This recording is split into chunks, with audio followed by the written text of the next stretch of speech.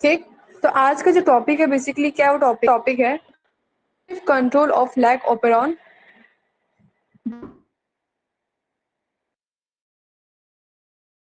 MP. देखो basically तो CAP क्या है, सीएपी मतलब होता है कैटाबॉलिक एक्टिविटी।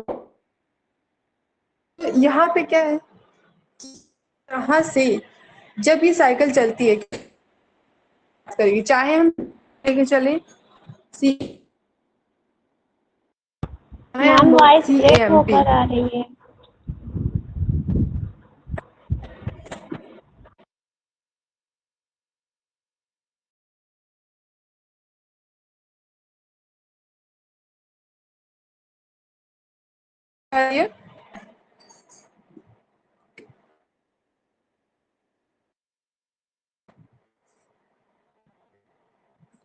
फास्ट कमेंट है ये सुनो। देखो यस बे मैम। क्या होता है, देखो दो ठो है। ठीक, एक सीएपी होता है, एक सीएम।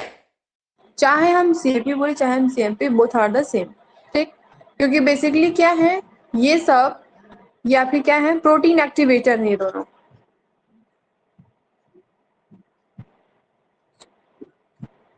कौन नहीं देख रहा है? Lac operon. Wait a minute, after ending the class I solve all the doubt. ठीक है, जितने भी डाउट होंगे मैं उनको क्लियर कर दूंगी। ठीक, क्लास एंड होने के बाद। देखो बेसिकली फिर क्या है, तो अगर हम बात करें पॉजिटिव कंट्रोल, लैकोपेरॉन का पॉजिटिव कंट्रोल कैसे होता है और इसकी जो साइकिल्स चलती हैं। ठीक है, क्योंकि अगर किसी भी चीज को हम कंट्रोल कर रहे हैं, वो भी बेसिकली हम लैकोपेरॉन की बात, कुछ कोई ऐसा प्रोसेस है या फिर कोई साइकिल होती है या फिर उसमें कोई ना कोई ऐसा सिस्टम्स होता है। ठीक, तो बेसिकली वो है, एक होता है सीएपी साइकिल और एक होता है सीएपी साइकिल और एक साइक्लिक एएमपी होता है। ठीक, तो अगर फिर ये यहाँ पे क्या बताता है, it insure the preferential utilization of glucose as a energy source when available. Basically यहाँ पे क्या होता है, प्रेफरेंशियल मतलब होता है कि चीजें को थोड़ा सा अलग करना, भेदभावपूर्ण। ठीक है, तो बेसिकली यहाँ पे क्या होता है कि अगर हम आपको स्टार्टिंग बताए तो हम कहा था कि जब भी हम इंड्यूसिबल के, तो हमें दो चीज बहुत अच्छे से पता होना चाहिए। पहला क्या इंपॉर्टेंट है, ग्लूकोज। दूसरा मेजर इंपॉर्टेंट क्या है, लैक्टोज। पता होना चाहिए कि जब भी आप इंडक्शन की बात करोगे या फिर इंड्यूसिबल की बात करोगे, ग्लूकोज और लैक्टोज ये बहुत ही ज्यादा इंपॉर्टेंट हैं। क्योंकि आप हमने स्टार्टिंग में पढ़ लिया था कि इंड्यूसिबल के केस में क्या होता है कि जो ग्लूकोज और लैक्टोज होता है ये एनर्जी सोर्स के थ्रू होता है। ठीक, एनर्जी सोर्स का एक क्या है, बेसिक और मेजर पार्ट है। ठीक, यही एनर्जी सोर्स में प्रोवाइड है। था जब रिप्रेसल के बारे में पढ़ा था तो रिप्रेसल देखा था कि बेसिकली रिप्रेसिबल में हमने ये देखा था कि उस होता है कि वहां पे ग्लूकोज और लैक्टोज का कोई मतलब नहीं होता। वहां पे बेसिक मतलब, तो वहां पे ऑर्गेनिक जो मटेरियल्स होते हैं, ठीक है, उनका मटेरियल होता है, जैसे कि अमीनो एसिड हो गया आपका, फिर कोई भी आती है ना, वहां पे उसकी इंपॉर्टेंट होती है। लेकिन अगर हम बात करते हैं इंडक्शन के केस में, ग्लूकोज और लैक्टोज यही दोनों कह रहा है, पहली लाइन ये कहता है कि पहली लाइन ये कह रहा है कि जैसे कि हमने ग्लूकोज को यूटिलाइज किया, ठीक, अलग करके, प्रेफरेबल मतलब क्या होता है कि हमने अलग करके एज अ एनर्जी सोर्स वहां पे लिया और उसको यूज। ठीक, फिर कह रहा है presence of glucose prevent induction of lac operon. जो वहां पे ग्लूकोज प्रेजेंट होगा, कहाँ कि जो लैक ओपेरॉन का जो हम साइकिल पढ़ेंगे, अभी ये बेसिकली क्या कर रहे हैं, थ्योरी इसका उठा रहे हैं। ठीक, थ्योरेटिकल देख रहे हैं। इसके बाद हम क्या देखेंगे, इसका पूरा एक जो, तो हम जो यहाँ पे देख रहे हैं, यहाँ पे कह रहा है कि जो ग्लूकोज प्रेजेंट होगा किसमें, इंडक्शन वाले में, लैकोपेरॉन के इंडक्शन वाले में जो ग्लूकोज प्रेजेंट होगा, या फिर कुछ अदर ओपेरॉन जैसे कि कार्बोहाइड्रेट मेटाबॉलिज्म हो गए, और ये जो कार्बोहाइड्रेट मेटाबॉलिज्म हो गए, इसमें दो ठो क्या कहते हैं और आते हैं। पहला होता है ग्लैक्टोज, दूसरा होता है एराबिनोज। तो बेसिकली हमने एक से और देखा था कि जब हम इंडक्शन का केस पढ़ रहे थे, तो हमने उस इंडक्शन के केस में क्या देखा था कि यहाँ पे क्या आएगा, कौन सा पाथवे चलता है, तो कैटाबॉलिक पाथवे चलता है। ठीक, तो जो कैटाबॉलिक पाथवे चलता है, इस पाथवे के थ्रू बताता है कि इस पाथवे के थ्रू जो वर्क होगा वो होगा क्या होगा कि हम पहले ग्लूकोज लेते हैं। ठीक, हमने ग्लूकोज को लिया, ग्लूकोज मॉलिक्यूल को लेने के बाद हम लैक ओपेरॉन में क्या कराते हैं, उसको एज अ एनर्जी सोर्स वहां पे ले जाते हैं और वहां पे मतलब इसका फंक्शन कराते हैं। ठीक, और कुछ ओपेरॉन उसके साथ और मौजूद होते हैं, वो होते हैं जैसे कि एल्बिनोज और ग्लैक्टोज। बेसिकली इन दोनों की ज्यादा इंपॉर्टेंट नहीं होती, लेकिन पूरा फंक्शन किस पे चलता है, ग्लूकोज पे चलता है। This is known as catabolic repression और ग्लूकोज इफेक्ट। अब now what is the question, question is that which is known as glucose effect और कैटाबॉलिक रिप्रेशन। किसको बोलेंगे, कैटाबॉलिक रिप्रेशन या फिर ग्लूकोज इफेक्ट। तो ग्लूकोज इफेक्ट या फिर कैटाबॉलिक रिप्रेशन उसको हम बोलेंगे कि जब हम ग्लूकोज को उठाते हैं एज अ एनर्जी सोर्स, वो भी सबसे अलग ले जाके, ठीक, लैक ओपेरॉन के कंडीशन में, इंडक्शन कंडीशन में वहां पे ले जाके उसको क्या करते हैं, उसको अलग से वहां पे रख के उसमें एक्टिविटी को कराते हैं। ठीक, तो उस चीज को हम बोलते हैं ग्लूकोज इफेक्ट। अब जो ग्लूकोज का लैक्टोपेरॉन पे इफेक्ट पड़ेगा, जो प्रभाव पड़ेगा, उसको बोलेंगे हम ग्लूकोज इफेक्ट। ठीक है, और साथ ही साथ क्या बोलेंगे, catabolic repression. Now question is that, इसको हमने ग्लूकोज इफेक्ट तो बोल दिया क्योंकि ग्लूकोज ले जा रहे हैं, लेकिन कैटाबॉलिक रिप्रेशन क्यों बोल रहे हैं। हम कैटाबॉलिक रिप्रेशन इसलिए बोल रहे हैं क्योंकि हमने हमेशा पढ़ा है कि हम जब भी इंडक्शन के केस के बारे में स्टडी करते हैं या फिर इंडक्टिव की स्टडी करते हैं, तो उस केस में हमेशा कौन सा पाथवे यूज होता है, तो कैटाबॉलिक पाथवे यूज होता है। इस वजह से इसको हम बोलते हैं कैटाबॉलिक रिप्रेशन। ठीक, अब देखो नेक्स्ट, ये क्या है, ये एक थोड़ा सा चार्ट है। ठीक, चार्ट थोड़ा ध्यान से समझना, थोड़ा सा और बड़ा कर देते हैं। देखो ये चार्ट है, इस चार्ट में क्या है कि आपको अच्छे से अच्छा एक बात बताओ, आपको एक चीज पता है ना कि 3 जीन यूज होते हैं, 3 स्ट्रक्चरल जीन होते हैं हमारे एसजी। और वो 3 स्ट्रक्चरल जीन आपको ये भी पता है कौन कौन से होते हैं, बीटा ग्लैक्टोडेज, फिर बीटा ग्लैक्टोप्राइमेडेज, यही वाले होते हैं ना 3 ठो। तो बेसिकली यहाँ पे क्या कह रहा है कि यहाँ पे 3 जीन की बात चल रही है, वो तो रहती ही है। इंडक्शन का हम जब भी किसी स्टडी करते हैं और टर्न ऑफ की स्टडी चलती है, तो उसमें हम 3 जीन की स्टडी लेके चलते हैं। ठीक, क्योंकि जब हम लैक ओपेरॉन स्टार्ट कर रहे थे, इसमें जब नाम आ गया था कि लैक एंड इंड्यूसिबल ओपेरॉन, तो ये मतलब कि इंड्यूसिबल लैक ओपेरॉन की स्टडी कर रहे थे, तो हमने उसी समय पढ़ लिया था कि अपने साथ ही 3 जीन को लेके चलता है। और इसमें हम क्या देखते हैं कि इसमें अगर डायग्राम को ध्यान से देखें तो हम देखते हैं कि यहाँ पे फर्स्ट जीन, समझिए क्या है फर्स्ट जीन, फिर ऑपरेटर 3। अब देखो बेसिकली यहाँ पे अगर हम बाइंडिंग साइट की बात करें तो CAP या फिर CAMP, हम कोई भी साइट का नाम लें, चाहे हम CAP ले या CAMP ले, क्योंकि बेसिकली दोनों क्या है, दोनों एक्टिवेटर प्रोटीन है। ठीक, प्रोटीन एक्टिवेटर है। तो ये जो साइड होते हैं, ये इनको हम बाइंडिंग साइड बोलते हैं। क्यों इनको बाइंडिंग साइड बोलते हैं, क्योंकि जो साइड होते हैं ये क्या करते हैं कि जो ऑपरेटर्स होते हैं उनको एक दूसरे, ऑपरेटर को और RNA पॉलीमरेज को, इन दोनों को क्या कहते हैं, लाकर जोड़ते हैं एक दूसरे से। ठीक है, और प्रमोटर में क्या होता है कि प्रमोटर जो होता है वो बेसिकली अपने अंदर कितनी चीजों को इन्वॉल्व करता है। तो प्रमोटर के अंदर क्या क्या आता है, प्रमोटर बेसिकली आपको चीज पता होनी चाहिए, एक शब्द से पता चल रहा है किसी भी चीज को बढ़ाना, प्रोत्साहित करना या फिर उस तरफ भेजना, इसका काम होता है प्रमोटर का। तो प्रमोटर अपने साथ साथ ऑपरेटर को लेता है, ऑपरेटर के साथ साथ जो बाइंडिंग साइड होती है, जो जोड़ने का काम करती है, उन साइड को वो कैरी ऑन करता है। ठीक, तो प्रमोटर किसको किसको कैरी ऑन करता है, जैसे कि मेरिज हो गया बाइंडिंग साइड का, क्योंकि ये भी बाइंड करने काम कर रहा है। फिर कैंप हो गया, मतलब एक्टिवेटर प्रोटीन हो गया, ये भी बाइंड करने काम कर रहा है। और ऑपरेटर्स हो गए जिससे बाइंड होगा। ठीक, तो बेसिकली ये 3 चीज प्रमोटर अपने साथ लेके चलता है। और अगर एक बेसिक ओपेरॉन की हम डिफिनेशन देखें तो ओपेरॉन अपने साथ क्या क्या क्या लेके चलता है, तो ओपेरॉन अपने साथ साथ क्या लेके चलता है कि स्ट्रक्चरल जीन लेके चलता है, प्रमोटर लेके चलता है और ऑपरेटर लेके चलता है। ठीक, और प्रमोटर अपने साथ क्या लेके चल रहा है इस कंडीशन पे, तो प्रमोटर इस समय अपने साथ ये कैप बाइंडिंग साइड लेके चल रहा है, आरएनए पॉलीमरेज साइड लेके बाइंडिंग साइड लेके चल रहा है, ऑपरेटर लेके चल रहा है, ठीक है। अब देखो इसमें क्या होता है कि यहाँ तक तो हमें समझ में आ गया कि हर साइड का अपना अपना एक अलग अलग रूल है, ये रूल हमको समझ में आ गया।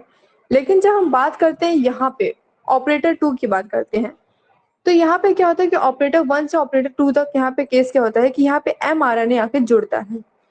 ये डायग्राम अभी आपको इतना क्लियर नहीं होगा, लेकिन अभी जब हम आगे इसका फर्दर स्टेटमेंट पढ़ेंगे उसके बाद थोड़ा सा और देखेंगे तब ये क्लियर होगा, ठीक है। जैसे कि अगर इसके स्टेटमेंट पढ़े तो हम क्या देखते हैं स्टेटमेंट में, स्टेटमेंट कहता है कि प्रमोटर हैज 2 कंपोनेंट, प्रमोटर के पास 2 कंपोनेंट होते हैं। पहला क्या कंपोनेंट है, पहला कंपोनेंट है कैप या फिर सीएमपी कॉम्प्लेक्स, दूसरा कंपोनेंट क्या है, आरएनए पॉलीमरेज बाइंडिंग साइट, ठीक। हमने डायग्राम में ही देख लिया कि प्रमोटर अपने साथ क्या क्या लेके चल रहा है, तो वो कैंप को लेके चल रहा है और बाइंडिंग साइट को लेके चल रहा है। फिर अब देखो प्रमोटर एंड ऑपरेटर, जो प्रमोटर और ऑपरेटर हैं ये क्या करते हैं कि जो रिप्रेशर बाइंडिंग साइड है उस पर बहुत आराम से साइलेंटली बहुत आराम से क्या कर जाते हैं, ओवरलैप कर जाते हैं। जैसे कि ओवरलैप कैसे करेंगे कि समझो ये डीएनए है, ठीक है। अब ये डीएनए का साइड है, यहाँ पे समझो कुछ आके जैसे कि ये आरएनए है वो आके क्या हुआ, लिंक है, आरएनए आके यहाँ पे लिंक है। अब वो क्या करेगा कि यहाँ पे समझो रिप्रेशर भी है जुड़ा हुआ, जब रिप्रेशर है तो ये आराम से प्रमोटर ऑपरेटर आएगा और इसके ऊपर आके क्या हो जाएगा, अटैच हो जाएगा, ठीक। तो ये क्या हो गया, ये ओवरलैप हो गया, ठीक है। तो बेसिकली हमने क्या देखा कि जो प्रमोटर है वो अपने साथ 2 कंपोनेंट लेके चलता है। पहला कंपोनेंट क्या है उसका, कैम्प कॉम्प्लेक्स है, दूसरा क्या है, आरएनए पॉलीमरेज है। साथ ही साथ हमने और देखा कि जो प्रमोटर और ऑपरेटर है इनका बेसिक रोल क्या होता है, ये अपना क्या काम करते हैं, प्रमोटर ऑपरेटर होते हैं, ये चुपचाप से साइलेंटली जाते हैं, जो रिप्रेशर होता है उसके ऊपर ओवरलैप हो जाते हैं, ठीक। ओवरलैप मतलब उसके ऊपर वो उसको बंद कर देते हैं, उसके ऊपर तो क्या हो जाता है कि जैसे ये है समझो पर आ जाना, ठीक है, उसकी एक्टिविटी को बंद कर देना। नाउ उसके बाद cap is catabolic activator protein,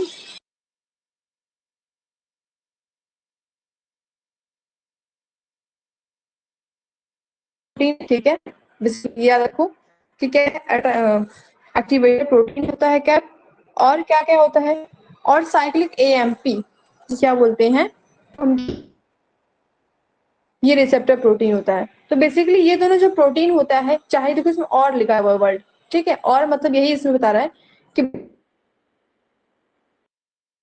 ये दोनों क्या काम करते हैं, ये प्रोटीन एक्टिवेटर है, ठीक है, इनका काम एक ही होता है, चाहे आप कैप बोलिए चाहे आप सीएमपी लगाइए, ठीक, दोनों एक ही होते हैं।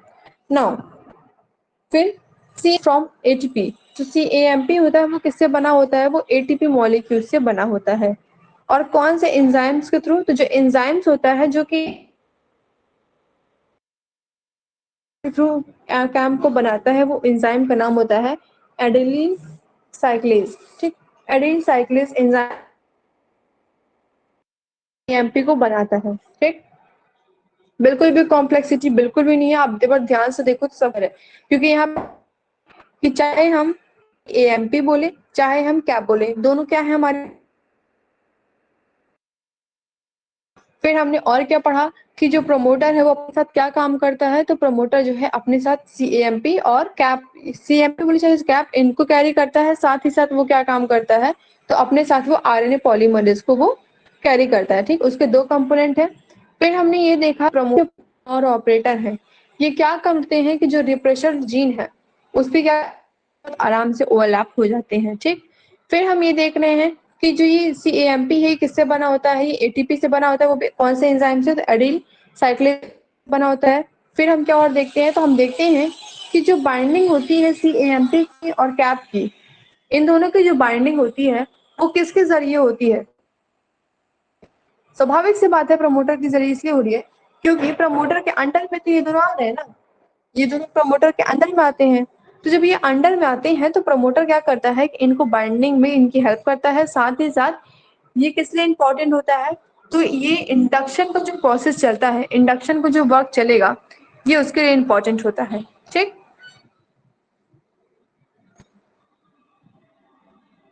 नाउ थस कैम्प और CAMP complex exert positive control क्या काम करते हैं, क्योंकि ये क्या है, प्रोटीन एक्टिवेटर है, ठीक है।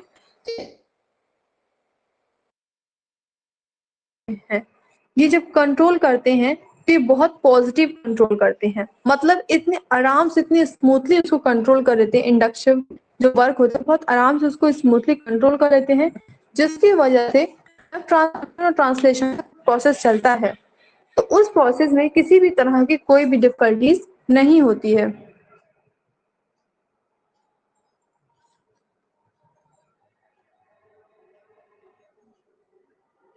मेरी आवाज बहुत ज्यादा कट रही है।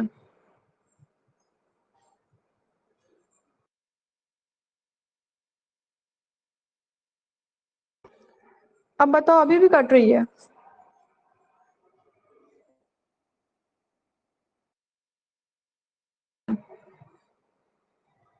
यस और नो? ब्रेक हो रही है? देखो, presence of glucose lower concentration of camp. देखो, अगर यहाँ पे क्या बात करते हैं, ये जो वर्ड है ना आपको प्रेजेंस ऑफ ग्लूकोज, यहाँ पे ये बताता है, ठीक है, लैक्टोज, एल हम एल इसी लिख देते हैं, लैक्टोज है और GOज है। तो इस केस में अभी हम पूरा स्टडी करेंगे इस पे, तो हम खुद देखेंगे चार्ट भी इस पे है ना। तो अगर ग्लूकोज प्रेजेंट है आपका लैक्टोज एब्सेंट है, तो उस समय क्या होगा कि ग्लूकोज के प्रेजेंस होने की वजह से भी कोई जो वर्क है वो सही से नहीं होगा, कोई इंडक्शन का वर्क नहीं चल पाएगा। लेकिन यहाँ पे क्या कहता है, क्योंकि जो उसका जो कंसंट्रेशन है वो कैम्प का बहुत ज्यादा धीम हो जाएगा। अगर लैक्टोज जो है प्रेजेंट होगा, डोंट वरी, अगेन मैं इसको क्या करूंगी कि अभी इसको थोड़ा सा रिकैप कर दूंगी, ठीक है। तो यहाँ पे बेसिकली जो लैक्टोज होगा अगर वो प्रेजेंट होगा तो उस समय क्या होगा कि जो वर्क, ठीक है, इंडक्शन का जो वर्क है वो बहुत ज्यादा ही फास्ट रेट में होगा।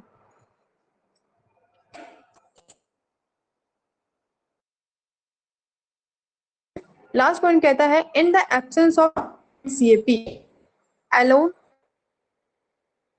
प्रमोटर, जब CAMP और कैप ये दोनों जब एब्सेंट हो जाते हैं, जब ये दोनों मौजूद नहीं होते हैं, तो उस समय क्या होता है डियर, उस समय ये होता है कि जो है वो बाइंड नहीं कर पाता है, क्योंकि प्रमोटर के कितने कंपोनेंट है, 2 कंपोनेंट है।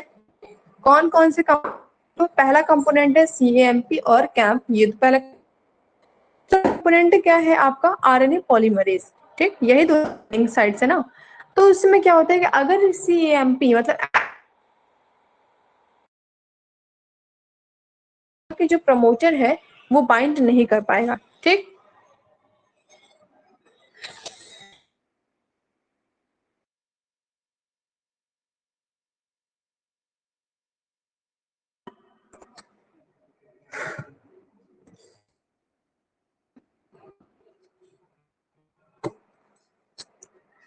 सो बाइंड नहीं कर पाएगा, इस वजह से क्या होगा कि जो RNA पॉलीमरेज है ये भी क्या कहते हैं लैक ऑफ प्रमोटर को बाइंड नहीं कर पाएगा, जिसकी वजह से क्या होगा कि जो ट्रांसक्रिप्शन है वो 2% से ज्यादा उसका इंडक्शन रेट नहीं बढ़ेगा, ठीक। टोटल यहाँ पे कहने का क्या मतलब है, अब देखो एक बार इसको रिकैप कर लेते हैं हम। तो हम जब इसको रिकैप करेंगे तो हम क्या देखेंगे, हम ये देखेंगे रिकैप करते वक्त कि यहाँ पे हमने देखा कि इसके 2 कंपोनेंट है, ठीक है। और उसके बाद हमने ये भी देखा कि जो प्रमोटर और ऑपरेटर है ये क्या करते हैं, ये ओवरलैप कर लेते हैं, ठीक।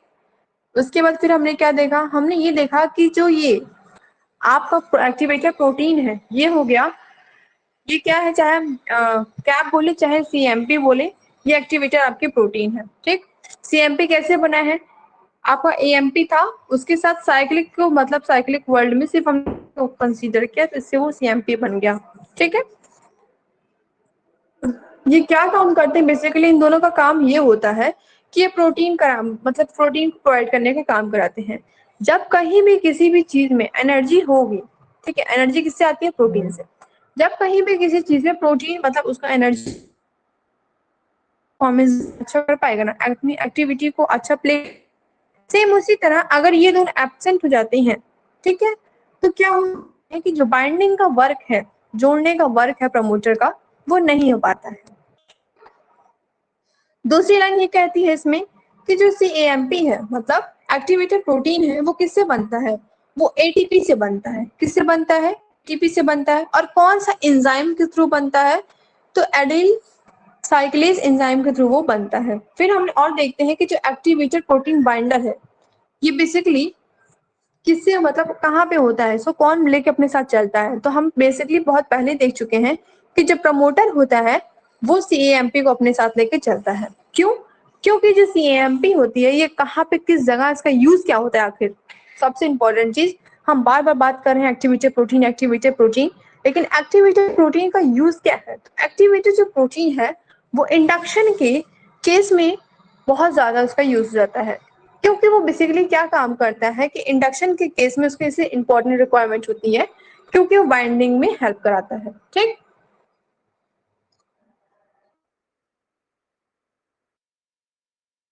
तो एक्टिवेटर प्रोटीन है, ये क्या काम करता है? तो ये बहुत ज्यादा ही करता है किसको? लैक ओपेरॉन के इंडक्शन पे। लैक ओपेरॉन के इंडक्शन पे इसलिए पॉजिटिव करता है क्योंकि जैसे कि उसको प्रोटीन चाहिए, कितने अमाउंट में चाहिए, मानो अगर उसका कहते हैं उसको प्रोटीन की कमी पड़ रही हो, या फिर थोड़ा सा वो इनएक्टिव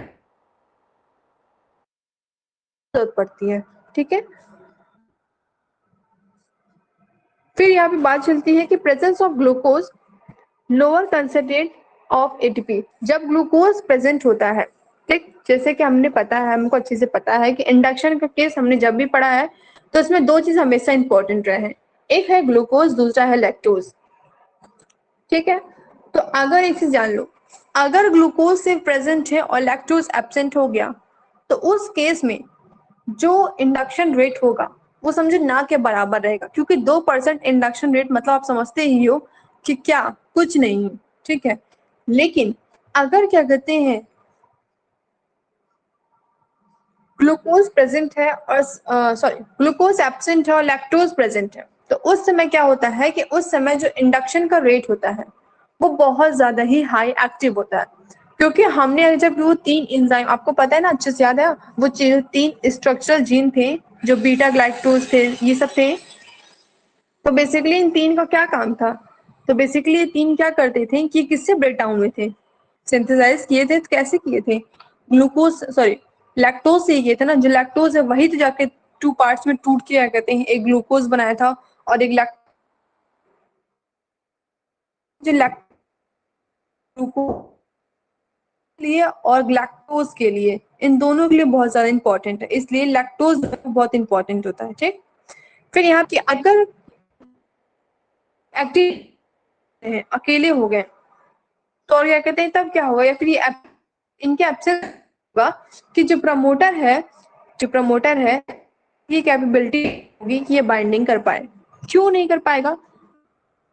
जैसे कि आपको, मैं आपके अंदर से पूरी एनर्जी ही निकाल लूंगी, पूरी आपसे मैंने इतना काम करा दिया, इतना काम करा दिया, आप बहुत ज्यादा टायर्ड हो गए हो, मैंने आपको कोई भी, आप पे क्या हो, एक टायर्ड हो, बहुत ज्यादा इस समय टायर्ड हो, मैंने आपको ना फूड दिया, ना ही मैंने आपको कोई फ्रूट, मतलब फ्रूट दिया, ना फूड दिया, कुछ भी नहीं दिया, कोई भी एनर्जी सोर्स नहीं दिया। ठीक है, कोई भी एनर्जी एक्टिवेटर सोर्स नहीं दिया आपको, तो क्या आप दूसरा काम कर पाओगे?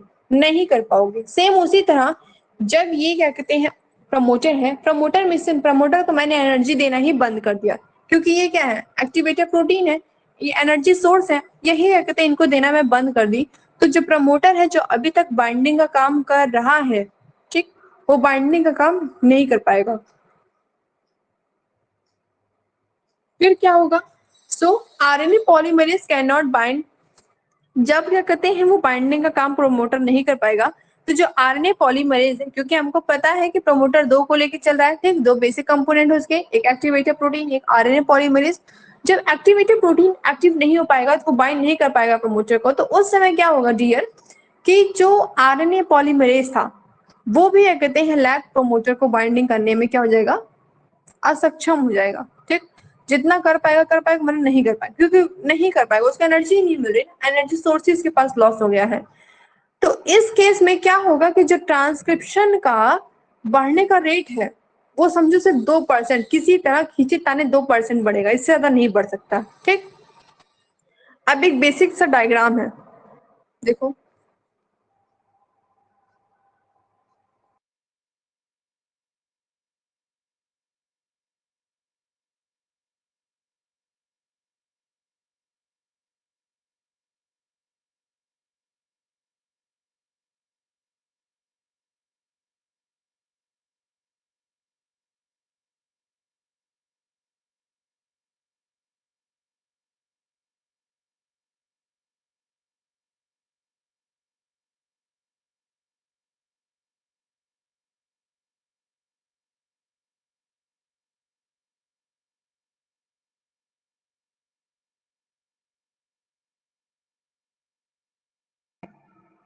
थोड़ा सा बड़ा कर दिए, देखो अब क्या है यहाँ पे,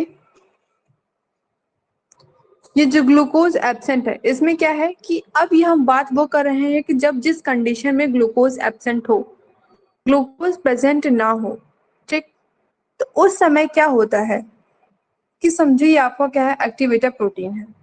ठीक, याद रखना क्या बात चल रही है, ग्लूकोज एब्सेंट की बात चल रही है, एक्टिवेटर यहाँ प्रोटीन मौजूद है। ठीक है, अब ये जो एक्टिवेटर प्रोटीन है, ये जो प्रोटीन है एक्टिवेटर, अब ये जाता है और जाने के बाद जो जो बाइंडिंग साइड है वहां पे जाके ये क्या हो जाता है, अटैच हो जाता है। ठीक, बाइंड कर लेता है।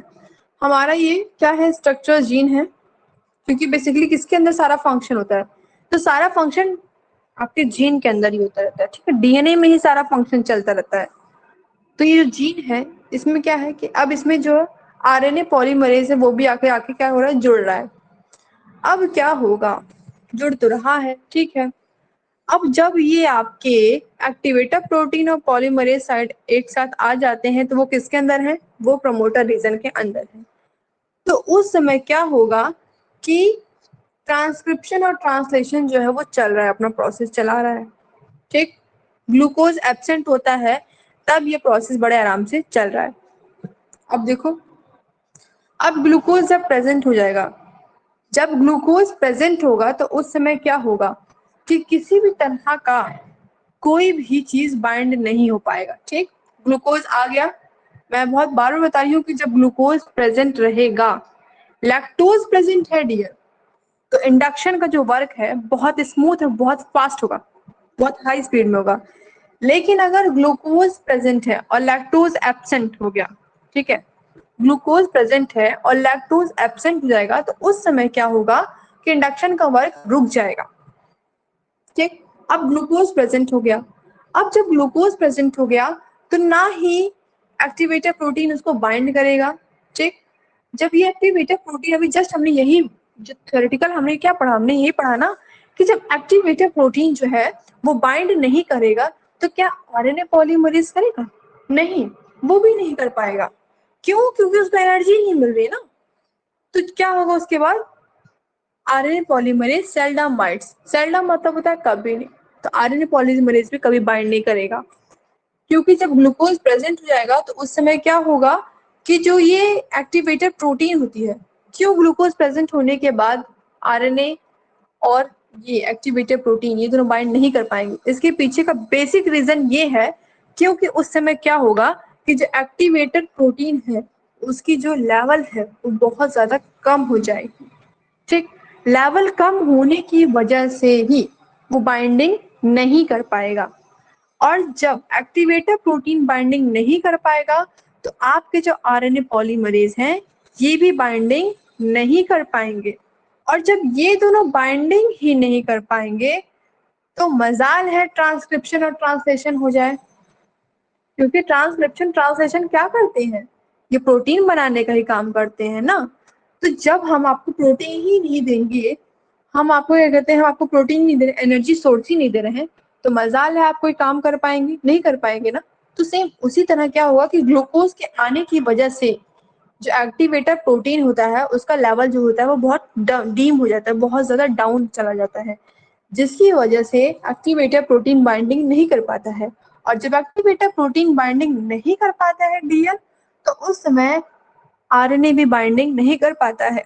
और जब ये दोनों ना एक्टिवेटर मिल रहा है प्रोटीन ना आरएनए बाइंड कर रहा है, तो उस समय ट्रांसक्रिप्शन और ट्रांसलेशन का इन दोनों का केस में क्या होगा कि इन दोनों के केस में जो प्रोसेस चल रहा था वो रुक जाएगा। जस्ट अब देखो, जब यहाँ पे पहले हमने डायग्राम में क्या देखा, ए वाले में क्या देखा कि ग्लूकोज एब्सेंट है। जब ग्लूकोज प्रेजेंट नहीं है तो एक्टिवेटर प्रोटीन बाइंड कर रहा था। जब एक्टिवेटर प्रोटीन बाइंड किया तो क्या हुआ कि आरएनए पॉलीमरेज भी चलने लगा, काम अपना करने लगा, और जो आपका ट्रांसक्रिप्शन ट्रांसलेशन जो प्रोसेस है ये क्या वो लगातार प्रोसीड में हो गया, ठीक, ये आगे बढ़ता गया। लेकिन जैसे ग्लूकोज प्रेजेंट हुआ तो क्या हुआ कि एक्टिवेटर प्रोटीन का जो लेवल था वो डाउन हो गया। डाउन होने की वजह से क्या हुआ कि एक्टिवेटर प्रोटीन बाइंडिंग का काम नहीं कर पाएगा, और जब एक्टिवेटर प्रोटीन बाइंडिंग का काम नहीं कर पाएगा तो आरएनए पॉलीमरेज भी बाइंडिंग का काम नहीं कर पाएगा। जब ये दोनों काम ही नहीं करेंगे तो ट्रांसक्रिप्शन ट्रांसलेशन तो अपने आप ही बंद हो गया, ठीक, क्योंकि प्रोटीन नहीं बनेगा तो ऑटोमेटिक क्या हो गया, ये बंद हो गया प्रोसेस। नाउ अब देखो, अब यहाँ पे है कंडीशन फॉर लैकोपेरॉन। लैकोपेरॉन में बेसिक कंडीशन क्या होती है इंडक्शन के केस में? तो इंडक्शन के केस में लैकोपेरॉन में बेसिक कंडीशन ये होती है कि जब भी ग्लूकोज प्रेजेंट होगा और लैक्टोज एब्सेंट होगा तो उसमें किसी भी तरह का इंडक्शन नहीं होगा।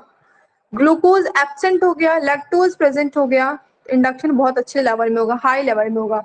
और मानो इन द केस दोनों प्रेजेंट हो गए तो उस समय जो लेवल होगा वो कैसा होगा, बहुत स्लो हो जाएगा, ठीक।